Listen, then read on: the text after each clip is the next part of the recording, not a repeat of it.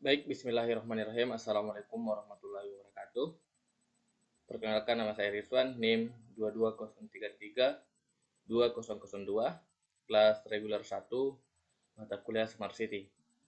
Pada kesempatan kali ini saya akan membahas tentang Smart Society, yang dimana memahami konsep masyarakat cerdas atau biasa disebut dengan Smart Society, yang dimana masyarakat cerdas adalah konsep yang sedang berkembang, di mana teknologi dan inovasi dimanfaatkan untuk meningkatkan kualitas hidup masyarakat. Hal ini melibatkan penggunaan teknologi digital, analisis data, dan kolaborasi untuk menyelesaikan tantangan masyarakat secara efisien. Definisi masyarakat cerdas. Yang pertama itu konsep dasar. Masyarakat cerdas adalah masyarakat yang memanfaatkan teknologi secara optimal untuk meningkatkan kualitas hidup warganya. Tujuannya adalah untuk menciptakan lingkungan yang efisien, berkelanjutan, dan eksklusif. Terus, integritas teknologi. Masyarakat cerdas mengintegrasi berbagai teknologi seperti Internet of Things, kecerdasan buatan, dan analitik data untuk mengoptimalkan layanan publik dan infrastruktur kota. Nah, adapun komponen utama masyarakat cerdas yang pertama adalah infrastruktur teknologi. Fondasi masyarakat cerdas adalah infrastruktur teknologi yang canggih, termasuk jaringan internet yang kuat, sensor-sensor pintar, dan platform digital yang terintegrasi. Terus yang kedua adalah pemerintah yang cerdas. Pemerintah daerah yang cerdas berperan penting dalam pengembangan kebijakan, regulasi, dan layanan publik berbasis teknologi yang efisien dan efektif. Yang ketiga adalah masyarakat yang terlibat. Warga masyarakat yang teredukasi, proaktif, dan memanfaatkan teknologi dalam kehidupan sehari-hari turut mewujudkan konsep masyarakat cerdas. Selanjutnya, teknologi informasi dan komunikasi, fondasi masyarakat cerdas. Yang pertama adalah konektivitas digital. Jaringan dan perangkat digital yang terintegrasi memudahkan akses informasi dan komunikasi, menjadi fondasi utama bagi masyarakat cerdas. Terus yang kedua, pengolahan data cerdas. Pusat data dan analitik canggih memungkinkan pengumpulan, pengolahan, dan pemanfaatan data secara efektif untuk mendukung pengambilan keputusan yang cerdas. Terus yang ketiga adalah ekosistem terhubung. Teknologi Internet of Things atau IoT menghubungkan berbagai perangkat dan sistem dalam sebuah ekosistem terintegrasi, meningkatkan efisiensi dan produktivitas masyarakat. Nah, peran teknologi dalam masyarakat cerdas. Teknologi memainkan peran kunci dalam mewujudkan konsep masyarakat cerdas. Dengan kemajuan teknologi informasi dan komunikasi, proses pengumpulan, pengolahan, dan penyebaran informasi menjadi lebih efisien dan tepat. Inovasi teknologi seperti Internet of Things, kecerdasan buatan, dan analitik data membantu pemerintah dan warga kota untuk membuat keputusan yang lebih cerdas, meningkatkan layanan publik, mengoptimalkan sumber daya kota. Selanjutnya, infrastruktur kota cerdas. Untuk mewujudkan kota yang cerdas, dibutuhkan infrastruktur canggih dan terintegrasi. Ini mencakup jaringan komunikasi, sistem transportasi yang efisien, layanan publik digital, dan mekanisme pemantauan serta pengendalian yang terpusat. Perangkat keras seperti sensor, kamera, dan peralatan lainnya terhubung melalui internet dan menghasilkan data yang memanfaatkan untuk mengoptimalkan sumber daya, meningkatkan kualitas hidup warga yang mendukung pengambilan keputusan yang cerdas. Nah, selanjutnya ya layanan publik berbasis teknologi. Yang pertama adalah e-government. Layanan pemerintah yang terintegrasi secara digital memudahkan warga dalam mengakses informasi layanan publik. E-health, aplikasi dan sistem kesehatan berbasis teknologi meningkatkan efisiensi dan kualitas layanan kesehatan bagi masyarakat. Dan e-learning, pembelajaran online yang efisien dan menjangkau lebih banyak peserta didik terutama di daerah terpencil. Nah, mobilitas cerdas, solusi transportasi masa depan.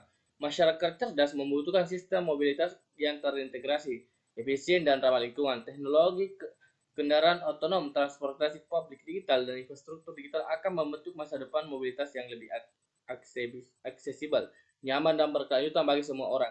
Dengan menggabungkan sensor canggih, jaringan komunikasi, dan algoritma kecerdasan buatan, sistem mobilitas cerdas dapat memonitoring arus lalu lintas, memprediksi kebutuhan, dan mengoptimalkan rute serta jadwal transportasi secara real time. Nah, energi terbarukan mewujudkan masyarakat cerdas yang berkelanjutan. Yang pertama adalah efisiensi energi. Pemanfaatan teknologi energi terbarukan seperti surya, angin, dan panas bumi dapat meningkatkan efisiensi energi dan mengurangi konsumsi bahan bakar fosil yang tidak berkelanjutan.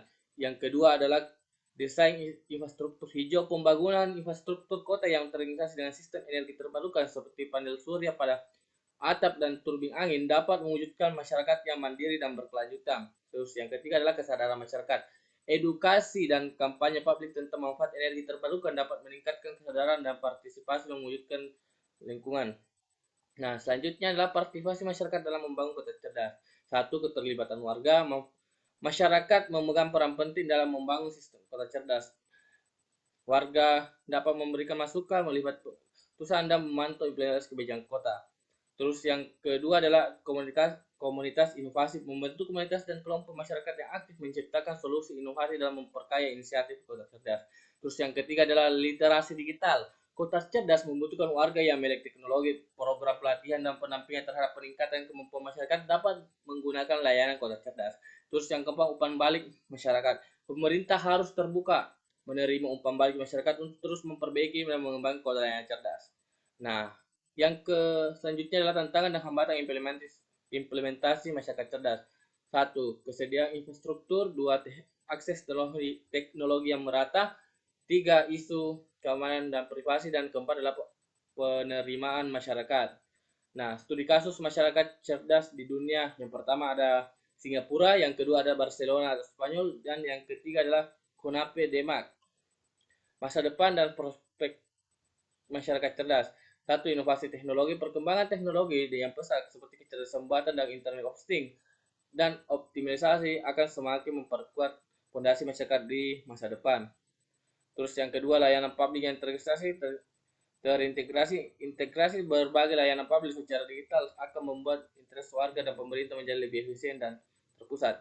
Yang ketiga adalah partisipasi aktif warga. Keterlibatan aktif warga melalui platform digital akan mendorong transparansi dan akuntabilitas dalam perkotaan yang cerdas. Keberlanjutan lingkungan. Solusi kota cerdas yang ramah lingkungan akan menciptakan komunitas yang lebih sehat, berkelanjutan dalam jangka panjang. Nah, adapun pertanyaan-pertanyaan muncul. Yang pertama adalah, Saudara Fendi, bagaimana teknologi Internet of Things dalam smart society? Nah, dalam smart society, Internet of Things atau IoT adalah merupakan salah satu perangkat atau suatu kunci dalam keberhasilan yang namanya kota cerdas. Karena Internet of Things ini memberikan platform-platform yang kemudian bisa kita akses dan untuk menciptakan sebuah masyarakat cerdas. Terus yang kedua adalah apa tantangan utama dalam pengimplementasian smart society. Adapun tantangan utama dalam pengimplementasian smart society adalah yang pertama adalah apa namanya? Masalah masyarakatnya, karena dalam pengimplementasian masyarakat cerdas ini masih banyak masyarakat yang kurang paham tentang hal ini. Makanya yang menjadi tantangan utama sekarang adalah masyarakatnya yang perlu kita berikan edukasi, berikan pelatihan tentang bagaimana caranya bisa menerima smart society ini. Terus yang tantangan yang lain adalah infrastruktur kotanya, di mana dengan belum tersedianya infrastruktur yang memadai, pengimplementasian smart society ini juga tidak bisa terlaksana secara baik. Terus yang ketiga, pertanyaan dari Astrid, apa saja praktik terbaik untuk membangun smart society yang sukses? Nah, untuk praktik terbaik untuk membangun smart society yang sukses adalah dengan menciptakan sebuah inovasi, membuat sebuah platform untuk yang bagaimana warganya bisa mengakses semua. Terus pertanyaan yang keempat adalah apa dampak sosial dari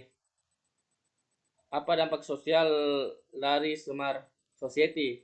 Dampak sosial dari smart society adalah peningkatan akses terhadap layanan, tetapi bisa menyebarkan kebanyakan sosial tidak dikelola dengan baik.